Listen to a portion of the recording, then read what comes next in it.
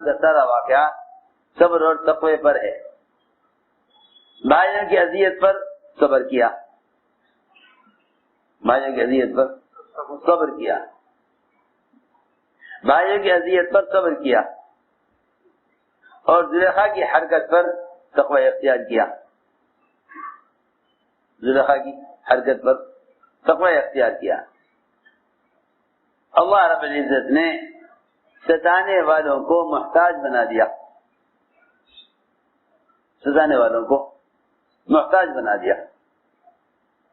سارے بھائی محتاج ہو کر خیرات مانگنے کے لیے خود محتاج ہو کر آئے، خود محتاج ہو کر آئے.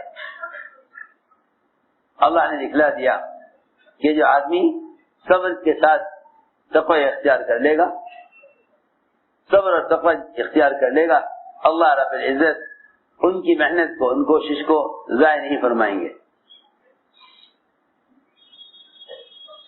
اللہ ان کی محنت کوشش کو ضائع نہیں فرمائیں گے. اس لیے ہمیں چاہیے سب سے پہلی بات کہ حضور اکرم صلی اللہ علیہ وسلم کے ہجرت سے پہلے کے مکہ مکرمہ میں آپ کی دعوت دینے کے واقعات کو دھیان سے پڑھا کریں کہ آپ صلی اللہ علیہ وسلم نبوت کے 23 سال میں سے آپ کے 13 سال مکہ مکرمہ میں کیسے گزرے. آپ کے مکہ مکرمہ میں کیسے گزرے. اجازت نہیں ہے بالکل ستانے والوں سے مقابلہ کرنے کی، بس آپ انہیں دعوت دیتے رہیے، آپ ان کو بس دعوت دیتے رہیے. سنو، آپ انہیں دعوت دیتے رہیے، جتنا چاہے ستائیں برداشت کیجیے. یہاں تک حد یہاں تک ہو گئی کہ آپ صلی اللہ علیہ وسلم کو مکہ مکرمہ چھوڑنا پڑا. اور آپ نے کہا کہ اے مکے، اگر یہ مکے والے مجھے مکہ چھوڑنے پر مجبور نہ کرتے تو میں تجھے نہ چھوڑتا. یہ حد ہے کہ اللہ تعالی نے حکم دیا کہ آپ مقابلہ نہ کریں، چاہے آپ کو اپنا وطن چھوڑنا پڑ جائے. سنو غور سے بات. لیکن انتقام کا اور مقابلے کا حکم نہیں دیا. نبوت کا اکثر وقت محنت میں گزر گیا. نبوت کا اکثر وقت محنت میں گزر گیا. لیکن انتقام اور مقابلے کی اجازت نہیں ملی. یہاں تک کہ اللہ رب العزت کو جتنا کام کرانا مطلوب تھا وہ کام پورا ہو گیا، وہ کام پورا ہو گیا. تو اللہ تعالیٰ نے رکاوٹوں کو راستے سے ہٹا دیا، اور جن کے لیے ہدایت مقدر تھی اللہ نے ان کو ہدایت دے دی. اللہ نے ان کو ہدایت دے دی. معلوم ہوتا ہے کہ صبر اور تقوی یہ اللہ تعالیٰ کی غیبی مددوں کے آنے کا سبب ہے. صبر اور تقوی اللہ کی غیبی مددوں کے آنے کا سبب ہے. آپ صلی اللہ علیہ وسلم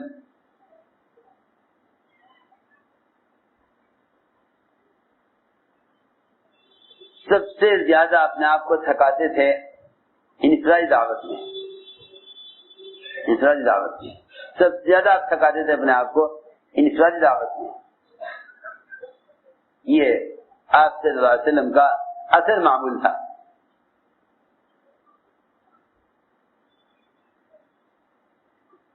سخت دوپہر کا وقت، گرمی سخت،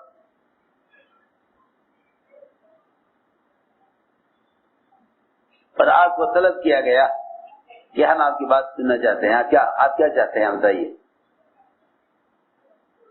فرماتے تھے کہ آدمی کو اذیت اتنی ہوتی ہے جتنی کسی سے توقع ہوتی ہے، جتنی کسی سے توقع ہوتی ہے اتنی اذیت بھی ہوتی ہے. جب آپ کو طلب کیا گیا تو آپ صلی اللہ علیہ وسلم ان کی ہدایت کی تمنا اور حرص لے کر سخت گرمی دوپہر کے وقت سایہ تلاش کرتے کرتے آپ نکلے. ان لوگوں نے آپ کی بات کا سختی سے انکار کیا. کسی نے کہا نعوذ باللہ کیا اللہ کو آپ کے علاوہ کوئی نبی بنا کر بھیجنے والا نہیں ملا؟ کسی نے کہا کہ میں آپ سے بات کرنا پسند نہیں کرتا. کسی نے کہا کہ بیت اللہ کا پردہ چرا لینا آسان ہے گناہ کے اعتبار سے آپ کے اتباع کرنے سے.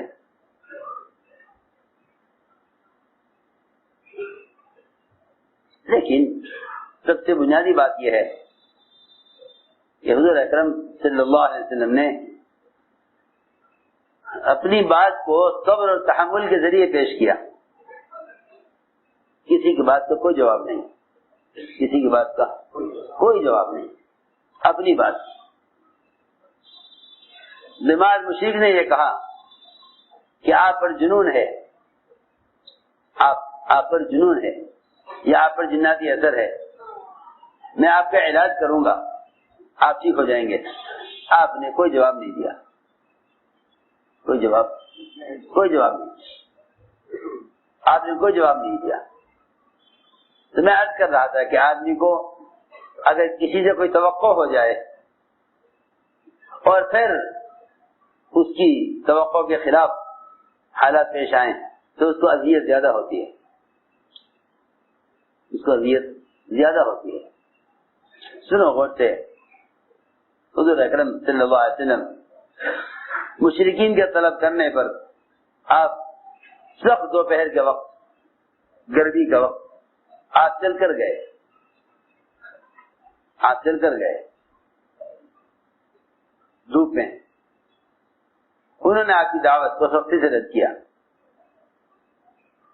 آپ صلی اللہ علیہ وسلم کو اس بات سے سخت غم اور افسوس ہوا کہ انہوں نے میری بات کا انکار کر دیا, یہ جہنم سے کیسے بچیں گے. غم اس کا نہیں تھا کہ میری بات کا انکار کیا, غم اس کا تھا کہ جہنم سے کیسے بچیں گے. سنو غور سے, آپ صلی اللہ علیہ وسلم کی ایک چاہت تھی کہ یہ آخرت کے عذاب سے بچ جائیں, بس آخرت کے عذاب سے بچ جائیں. آپ کی بات کو انہوں نے سختی سے رد کیا تو آپ کو اس کا غم تھا, اتنا غم کہ آپ صلی اللہ علیہ وسلم اس غم کی وجہ سے بے ہوش سے ہو گئے. جیسے آدمی کو غم کی وجہ سے ہوش نہیں رہتا, اسی حالت پر آپ چل رہے تھے واپس, اچانک آپ نے ایک آواز سنی آسمان سے, اس پر آپ متوجہ ہوئے آواز پر, آواز کیسی ہے. دیکھا تو جبرائیل علیہ السلام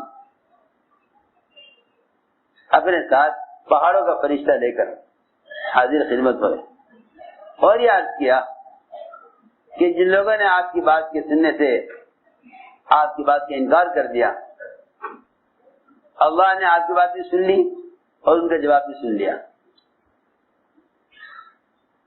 ان کا جواب بھی سن لیا, اور مجھے یہ حکم دے کر بھیجا ہے کہ یہ دو پہاڑ جبل احمر, ابو قبیس, جس کے درمیان سارا مکہ آباد ہے, اللہ نے ان دونوں پہاڑوں کو آپس میں ملا دینے کا حکم دے کر مجھے بھیجا ہے. اگر آپ چاہیں تو میں دونوں پہاڑ آپس میں ملا دیتا ہوں, اس کے درمیان جتنے بھی لوگ ہیں یہ سب کے سب کچل کر ختم ہو جائیں. یہ اللہ نے مجھے اختیار دے کر بھیجا ہے. آپ نے فرمایا میں یہ نہیں چاہتا, میں یہ نہیں چاہتا. دیکھو میرے دوستو عزیزو, داعی کو چاہیے کہ وہ اس راستے میں آنے والی تکالیف اور ناگواری کی وجہ سے کبھی غصہ نہ ہو, کبھی غصہ نہ ہو, اور قوم کی ہلاکت اور بددعا کا ارادہ نہ کرے، کیونکہ اللہ تعالیٰ داعی پر حالات یہ دیکھنے کے لیے لاتے ہیں کہ اس کے دل میں میری قوم کی، میری مخلوق کی ہدایت کی تمنا کتنی ہے، میری مخلوق کو جہنم سے بچانے کا جذبہ کتنا ہے، میری مخلوق کو جہنم سے بچانے کا جذبہ کتنا ہے، اللہ تعالیٰ دیکھنا چاہتے ہیں۔ آپ صلی اللہ علیہ وسلم نے فرمایا میں یہ نہیں چاہتا کہ ان کو ہلاک کیا جائے۔ فرشتے نے کہا ان میں کوئی ایمان لانے والا نہیں ہے، ان میں کوئی ایمان لانے والا نہیں ہے۔ آپ نے فرمایا کہ اگر یہ بات مقدر ہو چکی ہے کہ یہ ایمان نہیں لائیں گے، یہ ایمان نہیں لائیں گے، تب بھی میں نہیں چاہتا کہ ان کو ہلاک کیا جائے، میں نہیں چاہتا کہ ان کو ہلاک کیا جائے، اس لیے کہ ان کی پیٹھ میں جو اولادیں چھپی ہوئی ہیں وہ اولادیں بھی ہلاک ہو جائیں گی۔ میں چاہتا ہوں کہ ان کی پیٹھ سے جو اولادیں پیدا ہوں ان کی اولاد کو دعوت دوں، پھر وہ اسلام میں داخل ہوں، لہذا ان کو باقی رکھا جائے، ان کو باقی رکھا جائے۔ اتنی وسعت ہوتی ہے داعی کے دل میں کہ وہ ستانے والوں کو باقی رکھنا چاہتا ہے ان کی اولاد کو دعوت دینے کے لیے۔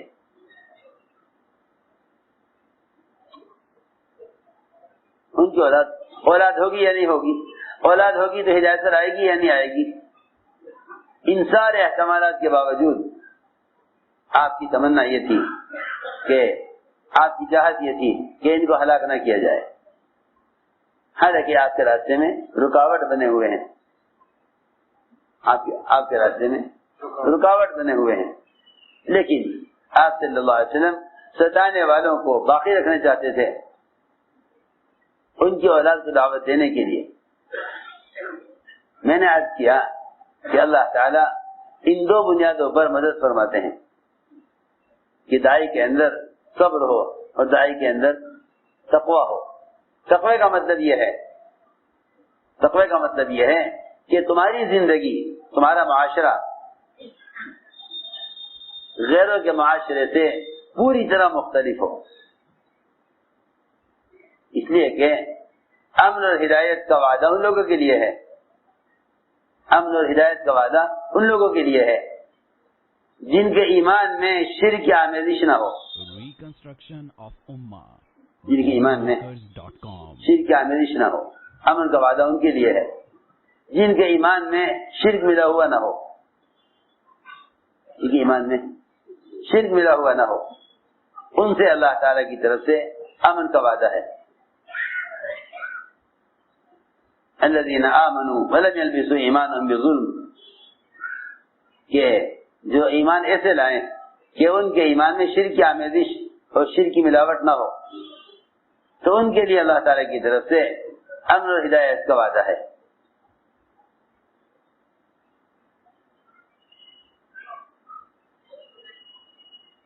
میرے دوستو عزیزو، سب سے بنیادی بات یہ ہے